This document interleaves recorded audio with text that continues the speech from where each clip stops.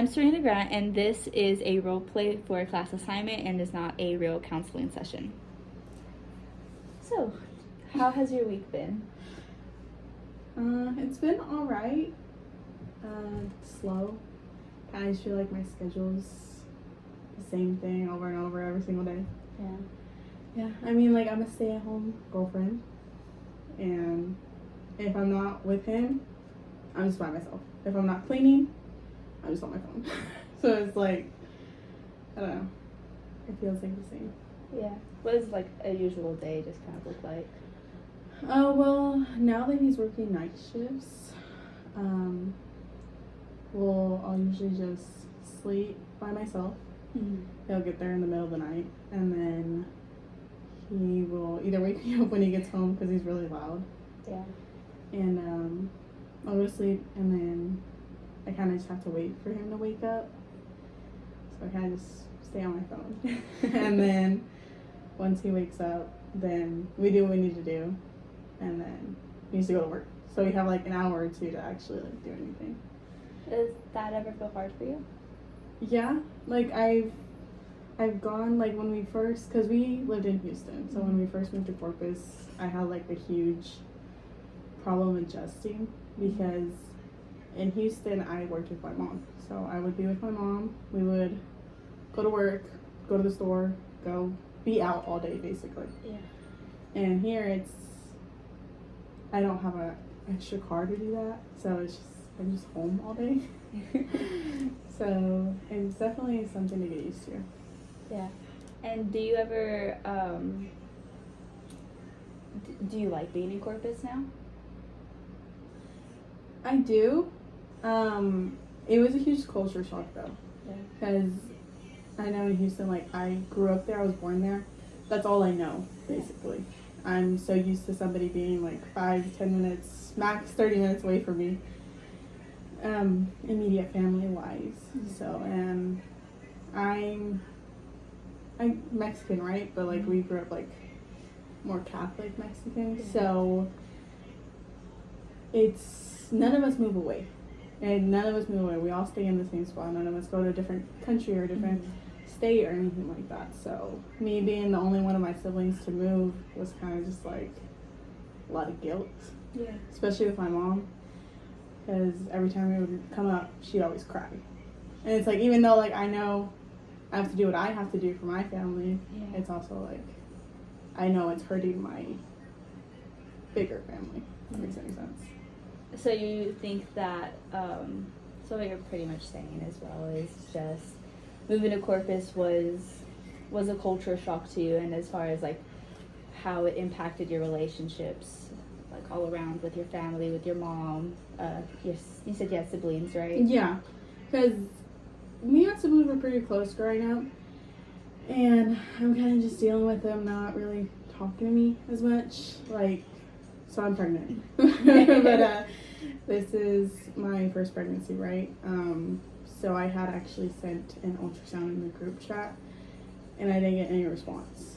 So it's kind of just the only one that really talks to me every day or every other day is my mom. Mm-hmm. But other than that, it kind of just feels like I don't exist anymore, I guess you could say. And especially like with my nieces and nephews, like I feel like they're just growing up, so I kind of just feel like an outsider looking in now. So would you say that you're feeling a little lonely being in Corpus? Like even though I am close to my partner's family, it's different. It's different because they're not my family. Yeah. Like I could love them as much as I do, but it's still different. But I don't regret moving here, that's for sure. Yeah, I don't regret moving to Corpus. It's just like a huge adjustment for sure. And so what do you do now for like when you are feeling lonely or things like when you're feeling those feelings, what are some things that you do to help you? I'm really bad at hiding them. I kind of just ignore them until they go away, and then that's why I think they always resurface. Yeah. I just push them to the side. Or sometimes, like, it'll come out on random days towards my partner on accident, so I'll treat him a certain way, and then once I'm talking about it, like I start crying and I'm like, oh, like it's not you, it's something else. Yeah. But I don't think I'm handling it well. But I just, How can you say that? well, because I avoid everything. I avoid conflict. I avoid confrontation. I avoid my feelings. Like, so if I can act like they're not there, that's what I'm gonna do. But it kind of just also puts a toll, like, on my relationship, because I'm kind of taking that into there too. So if there's a problem, like, I'll just ignore it until it goes away. And so like, what are some problems that, or what do you feel like usually that starts to make you feel that way when what kind of things happen that might make you feel that way? I have a stepdaughter, so if he's not home, like, I'll usually have her, like, during the evening or take her to school or whatever. So if I'm with her, I'm fine. If I'm with him, I'm fine. It's usually just in those hours that I'm by myself, I'm a huge overthinker. So then I'll just be like, oh, like, it's kind of lonely. And so what you're saying is that whenever you're by yourself, it's when those thoughts are starting to take hold. Because I feel like when I'm doing something or I'm with other people, I can fall more into that, like, ignoring it and pushing it to the side. But when I'm by myself, it's like there's nothing really there but those feelings. And so you talked a little bit before about your family. Do you want to talk more about them? There's not really much to say, honestly. I don't really have any updates with them. Kind of just with my mom and kind of just struggling moving over here. I think I was just, my partner's family, like, they're all moving closer now, but they used to be like Houston, Dallas, Corpus, and all over the place, and they would have no problem driving to visit each other. Yeah. And with my family, my mom doesn't have papers, so I try to keep that into consideration, but at the same time, it's just like, why does your family go visit you and mine is telling me, like, straight up no? So you feel like you kind of sometimes compare the families? Yeah. Okay. I'm jealous. That's what it is. Like, I'm jealous that, like, 4 hours for family with him is like nothing, but 4 hours for mine is like I'm living in England or something, and they have no way to get there. Yeah. And how many family members do you have? Well, I have 5 other siblings, and then I have my mom and my stepdad. I'm not close with my dad or anything, so. Are you close to any of your siblings? The closest one is my sister, but she's a mom, so. Well, I have 2 kids, so. Just whenever she's free. Yeah. But she's closer to her in-laws. And so you said you were expecting. Do you feel like once you have that child, you might feel like you'll get a little closer to your sister since she's a mom? I feel like I already am, because my sister lived with us whenever she gave birth. So we helped a lot, like, raising my nephew and stuff. Yeah. So I feel like ever since then we got closer. But as far as that, I just feel like she's not the best person to communicate with. We're really, like, complete opposites. Like, she doesn't really take humor like I do, or is more shy than I am. So it's different vibes. Different, yeah. Yeah. And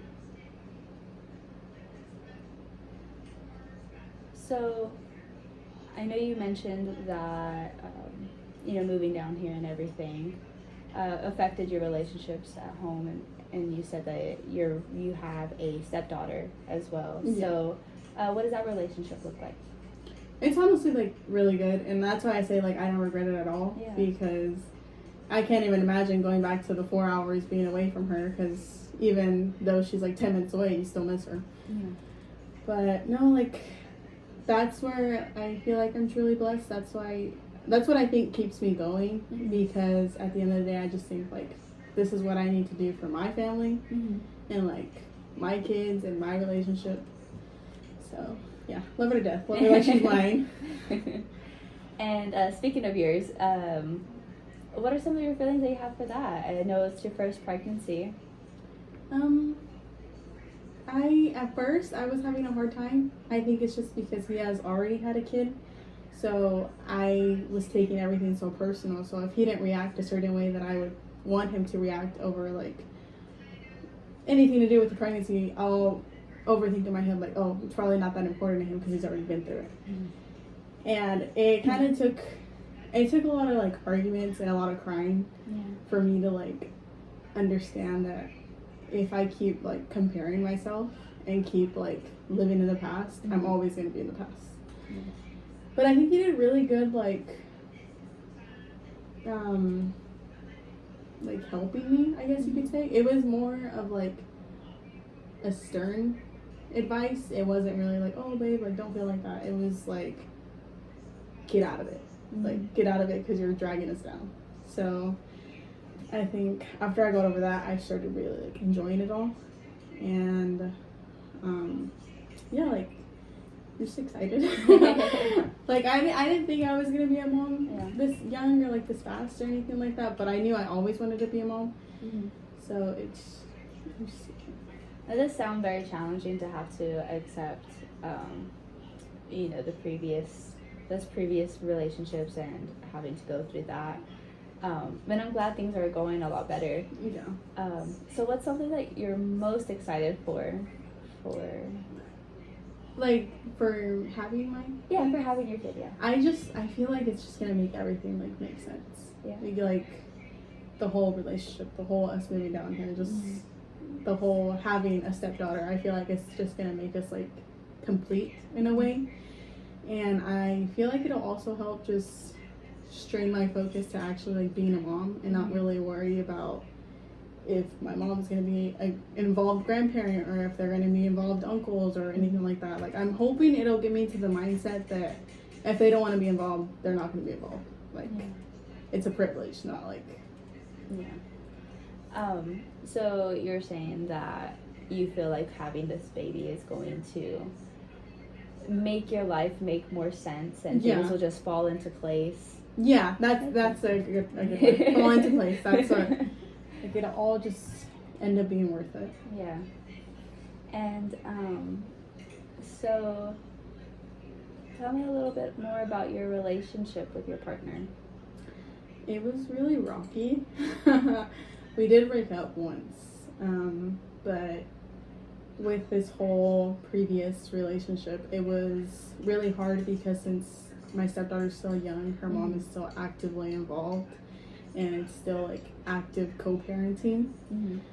And since we did live in Houston and she lived in Corpus, it was a lot of fights and communication through them that I wasn't appreciative of. And it took me a lot to like grasp that she's gonna be in our lives for right now. Because this is my first relationship, so like I know like I took a big bite. Yeah. But we definitely had to like learn healthier ways to deal with that, and I think we've gotten to the point where my boundaries are respected, but also his boundaries as a father of what he needs to do are respected. And then right now we have been going through a rough patch, but we're kind of getting out of it. I think it was just the whole moving and him just being the only person I see all day. Was just causing me kind of to take that resentment out on him. But we've been communicating better. I think our biggest thing was like, even though I don't think I did anything wrong, it doesn't dismiss the fact that he feels like I did something wrong, and vice versa. It's just because we think a situation went a certain way doesn't mean that it didn't go another way. And so you would say it's like a growing experience kind of thing, right? And we are young, so I feel like we're just growing into that mature like thing. I'm just getting there. Still learning as every day goes by. I feel like our main thing is just securement, because before, after our breakup and stuff, it was like, oh, we don't know if a big fight is going to cause us to break up again or if we're still going to be together. So now it's like, okay, even though if we're arguing, we know we're still going to go to bed and sleep together. We're still going to wake up and eat breakfast together. Like there's that like security that he's going to stay and not leave. Okay, at least that's a good state of mind for you. Yeah, I feel like that helped a lot, because I think it wasn't a good factor to have also with the whole moving thing, because it was like moving, missing our family, and then it was we're going through a rough patch here. So then I was like, what am I even doing here? Like, should I even be here? Like, I'm 4 hours away. Like, what if we do break up? Like, what am I gonna do? Like, I have nobody here that's like my family. Yeah. So I feel like since that got settled, it's just been easier to deal with. Easier to have like my best friend back to vent to about it. Yeah. Is your best friend your partner? Yes, my best friend is my partner. 2 in 1. Well, that's great. And so I know you've said it's like growing experience, and then having that stability has been really helpful. Yeah. And as your process of moving and having to deal with those feelings of the loneliness and the strained relationships, and so outside of your relationship with your partner, is there anything, any other relationships that you feel like have been helping? I would say like his family is a huge part, because they do try to make me feel like as homey as they can. So I feel like that helps distract myself from like the missing part of what my family was. And I think just actually like speaking up for myself and like saying like, oh, like I've told my mom before, like I don't feel important to you anymore. Like you've gone on vacations, you've gone all over the United States, but you don't want to come see me. So I feel like just his family has definitely helped like fill that void and like feel like home. Yeah. And that incongruency is still taking a toll, but you're still like growing experience, going to learn through all of it. Yeah, I feel like it's just gonna be time. Yeah. Time to get used to it. Well, thank you so much for talking with me. Thank you for listening. I've enjoyed listening to you.